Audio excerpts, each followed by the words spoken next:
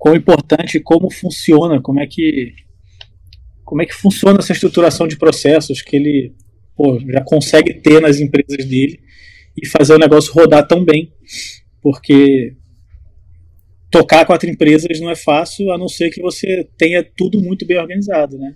É possível ter tempo. Os processos precisam estar lá. Cara, os processos precisam estar lá. Eu aprendi nas dores disso daí, na verdade, né? Mas eu coloco sempre uma pessoa que foi meu professor na faculdade, uma das pessoas que eu mais admiro, e até falo, conheço muito pouco vocês, mas eu falo que pessoalmente, a pessoa mais inteligente que eu já conheci, né? Se chama Daniel Martins, hoje ele é meu sócio, né? Então, ele me ensinou a importância dos processos, né? Hoje, eu tenho 4 empresas, mas todas as minhas empresas eu consigo controlar centavo por centavo. E se travar em alguma parte dos processos, a gente não fatura e a gente vai atrás do erro porque está acontecendo. E acha, né? Então, assim, exatamente. Então, assim, o Marcos Marques, ele vem muito forte falando, eu já aprendi isso no passado, mas ele vem muito forte falando sobre processos de pessoas e resultados positivos, né? Então, assim, primeiro que processo é a forma de você organizar a casa, né? Hoje eu vou dar um exemplo do meu negócio em que a gente, como meu negócio é saúde e assistência, a gente tem um termo chamado ordem de serviço. Então o paciente, ele faz uma ordem de serviço. A gente vai faturar ele ali. Daquela ordem de serviço ali, vai pro financeiro. O financeiro lança essa ordem de serviço. Aí volta pro gestor. O gestor aciona o fisioterapeuta executa. E um dia antes de finalizar a ordem de serviço, ele avisa o fisioterapeuta que está terminando e já faz a comunicação com a família. Entendeu? Mas o fisioterapeuta ele só é acionado a hora que está tudo ok com a família, a parte financeira, explicou o tratamento, como vai funcionar, a duração. Então tem um passo a passo. E a implantação de processos, ela sozinha também não se resolve para os seus negócios, né? Aí você precisa pessoas, né?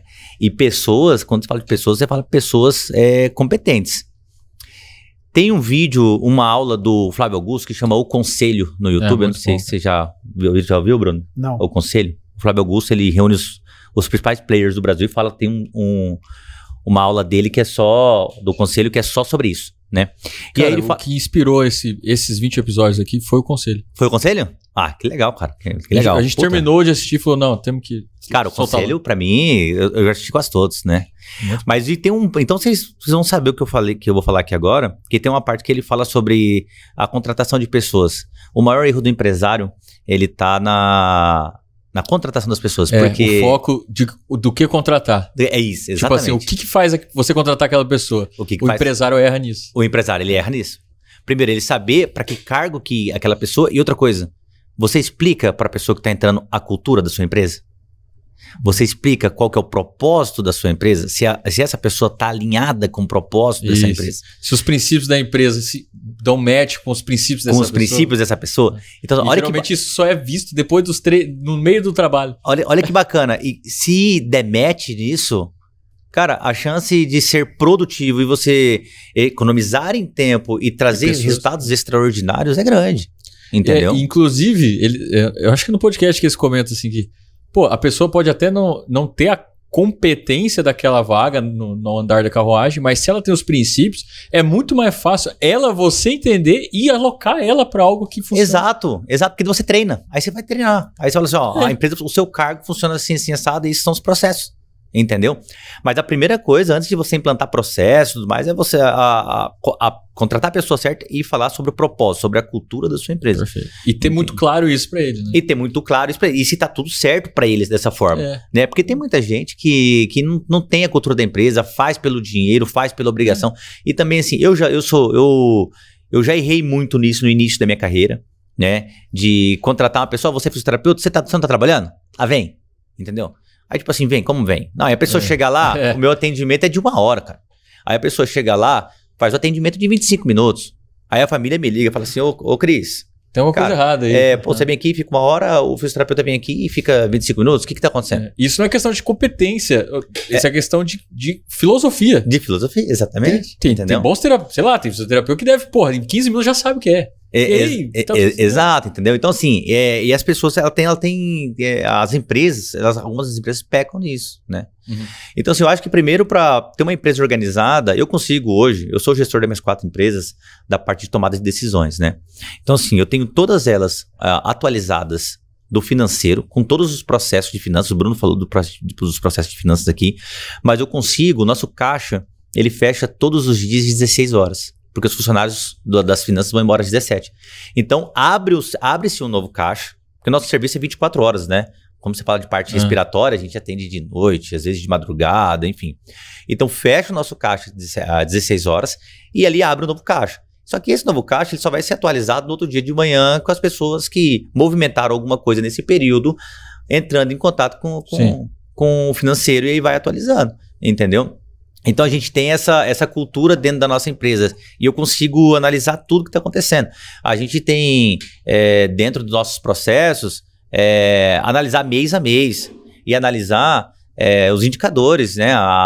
Se esse mês que está indo em relação aos últimos 2 meses, que é os nossos parâmetros, se ele está abaixo, se ele está acima, se ele está no meio. E se ele está abaixo, qual é o percentual que ele está abaixo dos 2 últimos meses? Por que está abaixo? É o clima? É o frio? Por que a gente não está conseguindo ter pacientes?